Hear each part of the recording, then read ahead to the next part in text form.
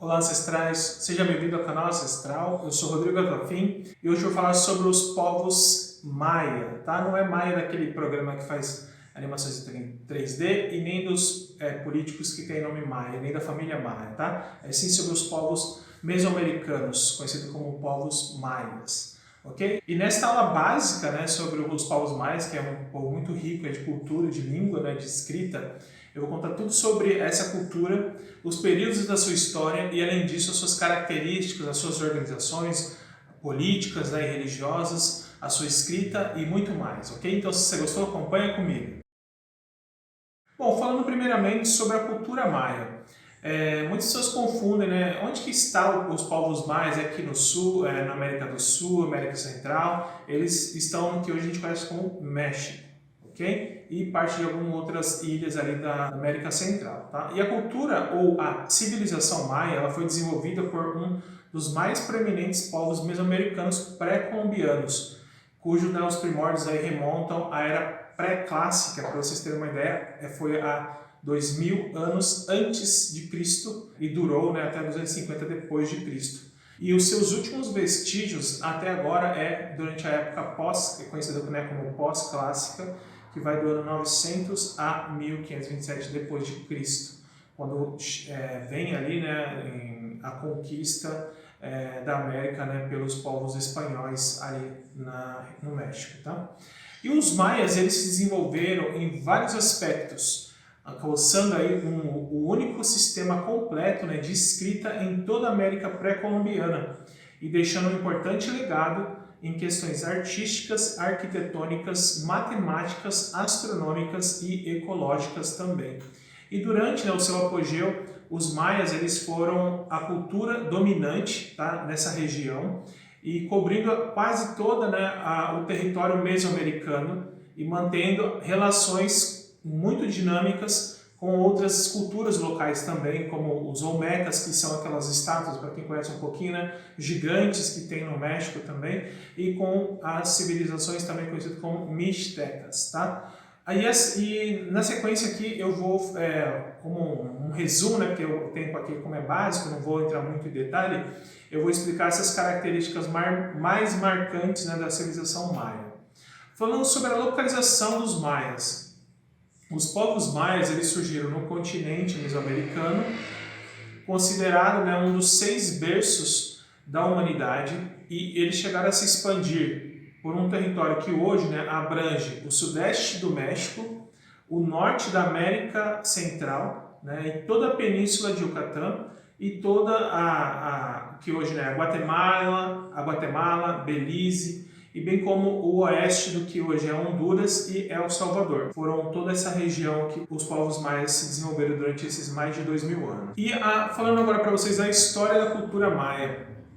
A história da civilização maia ela é mais extensa e ela tem quase aí 3.500 anos, então é muito antiga. Por esse motivo, né, geralmente ela é dividida em 3 grandes períodos, tá? Existem outras formas de divisão desse período, mas eu vou falar aqui hoje para vocês os 3 principais. Bom, o primeiro é conhecido como pré-clássico, para vocês terem uma ideia, abrange do período 2000 a 250 depois de Cristo. E durante o qual, né, os primeiros vestígios do povo maia, eles são dados durante o assentamento, que foram lentamente se tornando as primeiras grandes cidades da região. E no último período, né, que data ali do período que é chamado de pré-clássico tardio, ocorreu o primeiro florescimento cultural dos maias, que foi por volta do primeiro século depois de Cristo, e o seu primeiro colapso também. E muitas cidades foram abandonadas por razões até hoje desconhecidas. Ninguém tem noção do porquê uma cidade inteira, né, dos povos maias simplesmente de um dia para o outro não tinha mais ninguém. Tá? E depois o próximo período é conhecido como período clássico, que é aquele que vai do 250 a 900 depois de Cristo, em que há um renascimento da cultura maia comparável apenas àquela vivida na Europa depois da Idade Média, para vocês terem uma ideia, ou a Grécia na Antiguidade Clássica. E durante esse período, né, ocorreram grandes e sangrentas batalhas e guerras, né, que acabaram por levar a um novo colapso político e o abandono de cidades também em favor das regiões mais ao norte da Mesoamérica, tá? E o outro período, né, conhecido como pós-clássico, é aquele que vai do ano de 950 d.C. a 1539 d.C., que é mais ou menos durante o qual, né, os vestígios da cultura maia eles persistiram em cidades localizadas em territórios mais elevados, cujas as organizações em vários estados maias, né, obedeciam a um conselho de reis e reinos cujas, né, as lutas internas os deixaram fragilizados pela chegada dos colonizadores espanhóis. Tá? Então eles não eram mais unidos, o que facilitou ali dos espanhóis praticamente liquidar né, todos os povos maias, infelizmente. Né? O contato, né, durante esse período com a cultura, né, com a conquista espanhola. Como tantos outros povos nativos americanos, né, os maias eles deram as boas-vindas aos exércitos conquistadores espanhóis com armas na mão, né? Diferente aí dos índios do Brasil que trocavam ali peixe, ouro, né, por um espelho, né, um pente. Lá não, eles já tinham suas clavas, né, seus arcos e flechas, suas lanças, então eles recepcionaram os espanhóis dessa maneira, porque eles eram guerreiros assíduos, né? E no entanto, essas disputas, né, entre vários reinos maias foi habilmente explorada, né, pelos exércitos dos conquistadores espanhóis, que formaram, né, e romperam aliança conforme a sua convivência. E no ano de 1697, né, caiu a última das cidades maias independentes, que era em Norripetén, que era do reino de Itzá, pelas mãos de Martín de Ursúa. Okay? Bom, falando sobre a organização política dos maias. Os maias, ao contrário dos astecas ou dos incas, né, eles não formavam um sistema político central de um único estado ou um reino. Em vez disso, eles operavam, né, entre a coexistência de diversos estados e chefias que eventualmente alcançavam, né, o domínio regional temporário. E todos, né, assim, porém, consistiam em variantes, né, de uma monarquia teocrática, cujo rei era imposto por vontade divina de uma elite política, e de modo que as intrigas e as alianças, né, entre as várias castas eram frequentes, né, e destrutivas nesse quesito. Né? A organização social dos maias. Inicialmente, a sociedade maia ela foi dividida entre a elite governante e a massa dos plebeus, vamos por assim, né? Em uma ordem que foi sustentada com base nas forças militares e na tradição religiosa. E, no entanto, né, o crescimento sustentado dos estados maias permitiu, né, o surgimento de classes econômicas e políticas mais complexas, que distinguia, por exemplo, os sacerdotes, dos soldados, dos artesãos, dos funcionários de baixa patente, do resto do campesinato, ali, né, do campesinato, ou dos que eram servos ou até mesmo os escravos. Tá? Bom, falando sobre os conflitos militares, os maias foram os guerreiros assíduos e testemunharam, né, inúmeros conflitos políticos militares ao longo de toda a sua história. Os reinos maias competiam, né, entre si pelo domínio e a cultura da guerra era a central, né, na sua concepção de mundo. E a humilhação ou o sacrifício dos guerreiros derrotados, bem como a recompensa, né, dos grandes lutadores com partes do corpo, né, dos já caídos ali, eram práticas comuns. E as suas armas favoritas eram as zarabatanas, eu vou ver se eu acho que as imagens para vocês, mas tinha lá as zarabatanas, as espadas de obsidiana, né, que eram feitas de lava, né, de pedras de vulcão, né, que nunca perde o seu fio, então ela corta mesmo, e principalmente de uma arma chamada de atlatl. Tá? Vou ver se eu acho aqui para pôr para vocês. Que era uma espécie, né, de lanças compridas, né, embora no período já pós-clássico, o arco e flecha eles foram comumente usados para caça e eles prevaleceram, né, como um instrumento de guerra também. Bom, falando sobre a arquitetura maia. As cidades maias elas variavam consideravelmente em sua arquitetura, embora possuíssem características semelhantes, tá? Cada estilo dependia dos materiais disponíveis, da topografia da região, que era específica ali, né? E das preferências das elites que reinavam naqueles estados ou regiões, né? Cujos edifícios eles eram sempre os mais duráveis, né? E os templos ocuparam um lugar preferencial na cidade maia, assim como os palácios dos governantes. As casas do povo eram feitas de materiais mais macios, né, ou não duravam muito, e por isso, né, não tem muitos registros sobre essas classes mais populares dos maias. Bom, falando uma parte agora da escrita maia, né, os maias eles alcançaram o sistema de escrita mais avançado de toda a América pré-colombiana, e cujo, né, os seus primórdios ali são estimados entre o século I e II depois de Cristo, já na costa atual da Guatemala. E o seu sistema que são logogramas, tá? Eu vou entrar em detalhes sobre isso mais para frente. Os maias usavam para escrever em vasos, em murais ou em estelas. E um fato curioso, entrando no detalhe da escrita, é a parte da matemática também. Os maias eles criaram um sistema numérico baseado em 20, tá? E que consistiam em linhas e pontos para representar figuras, com a inovação absoluta, né, de que adicionaram um sinal para representar o zero. E isso é frequentemente considerado como uma contribuição maia para a humanidade, embora ele possa ter sido precedido pelo sistema babilônico. Né? Mas é interessante a gente ver, né, que tem lá o sistema babilônico que tinha o zero, e temos aqui na nossa América, né, no continente americano, os povos maias. Já antes ali dos primeiros séculos, eles conseguiram, né, identificar esse símbolo de zero, né, porque antes, até pouco tempo atrás, ninguém conhecia muito, né, esse conceito do zero dentro da matemática. E eles tinham uma base, né, hexadecimal, e eles tinham, né, o símbolo zero. Então isso é uma conquista para a gente ver, né, o quão avançados eles eram também, não só na escrita, mas na matemática, e astrologia, astronomia e outras coisas, tá? Falando especificamente sobre a língua agora. A língua falada pelos maias eram diversas, tá? Ou seja, não era só uma língua, não existia a língua maia, sim, existia vários dialetos dos povos maias, tá? O ancestral é conhecido como proto-maia, né, porque vem dessa, vamos por assim, dessa árvore, né, linguística. Tem o proto-maia, assim como eu falo, quando eu vou falar de línguas semitas, né, tem o proto-semítico e dela tem todas as línguas, tal.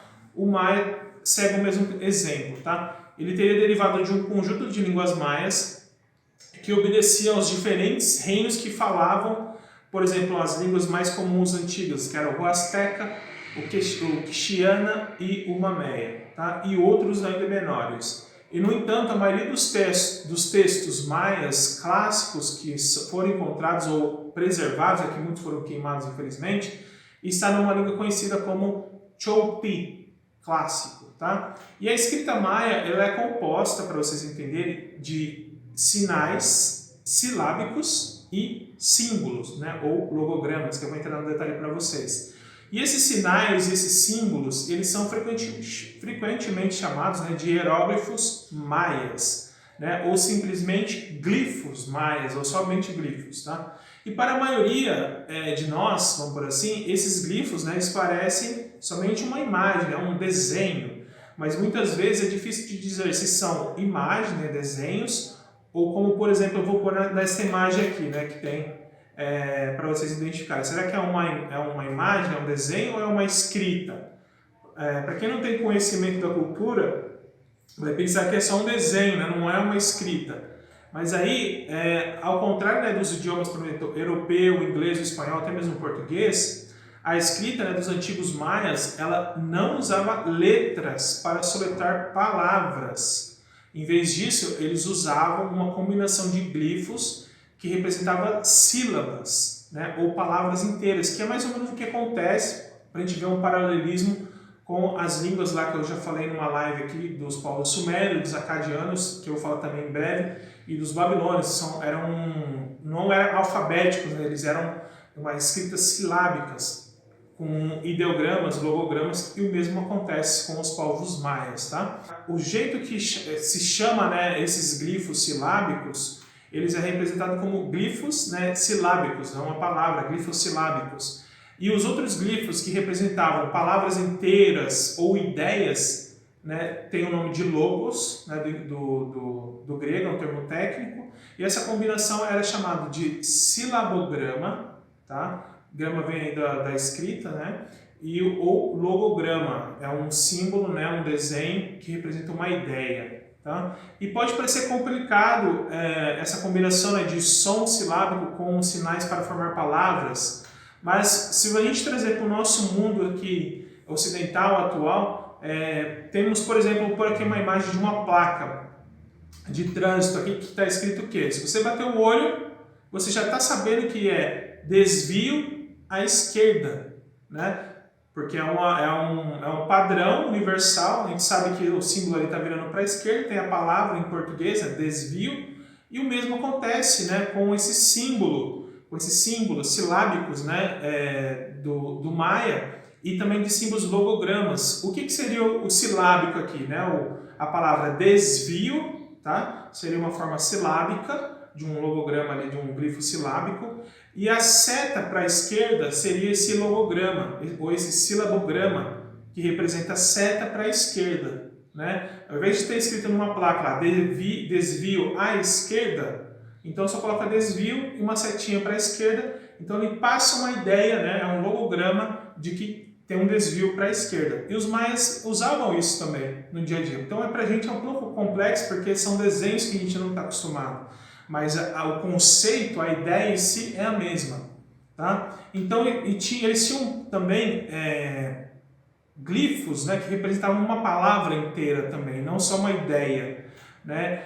E a escrita maia é essa combinação, né, de glifos que representam sílabas, né, ou glifos de sílabas, e glifos que representam palavras ou, vamos por assim, logotipos, tá? Que seriam escritas que representam ideias. Tá? E existe ao todo, para vocês terem uma ideia, em torno de 200 a 250 glifos silábicos que foram usados na escrita maia clássica, né? E cerca de 500 logotipos, né? Que são logogramas, que foram símbolos que passavam uma ideia. Tá? E para que a gente não confunda, né, os glifos de logotipos com glifos de sílabas, geralmente, quando a gente vai escrever, né, ou a gente procura sobre a cultura maia escrita, quando os nomes para logotipos, né, ou logogramas, se escrevem em letra maiúscula, tá? Quando vocês verem em textos, tá? Eu vou ver se eu tenho algum exemplo para vocês verem aqui depois, tá bom? Um exemplo para vocês entenderem, né? A palavra cor branca, ela pode ser representada por apenas um logotipo, que é conhecido como SAC. Aí eu tenho o símbolo aqui, vou pôr para vocês verem, né? A palavra, por exemplo, para céu ou céu, ela pode ser escrita com um logograma também, né? Um logotipo, que significa Chan. Né? Tem um símbolo aqui, vou pôr para vocês também ver. Esses são logotipos, né? Ou logogramas, ou silabogramas, depende de como que cada escritor, historiador coloca, tá? E eles são, porque eles representam toda a palavra já, e a ideia, o conceito, né? Sem construir a palavra, a partir das suas sílabas. Tá? Então por isso que ele é conhecido como um logotipo, né? Um logograma. E às vezes também temos, né, um logotipo que, nesses casos aqui do SAC e do Chan, eles não parecem o que eles são, né? Uma pedra branca ou um céu. Né? Mas tem símbolos da escrita maia que esses logotipos, né, esses logogramas, eles representam aquilo que eles são também de uma forma do desenho que a gente consegue entender. Que é, por exemplo, o símbolo do jaguar, que é esse símbolo aqui. Esse símbolo é um logograma que significa jaguar, né, que é o Bi-Alan, que é o nome, né, do jaguar na língua maia. Então esse símbolo representa jaguar. Sempre você precisar escrever lá silabicamente, né, Bi-Alan, ele tem esse logograma para representar o jaguar. Tá? E já os maias, né, eles gostavam muito dessas variedades, né, e de se divertir também com a escrita.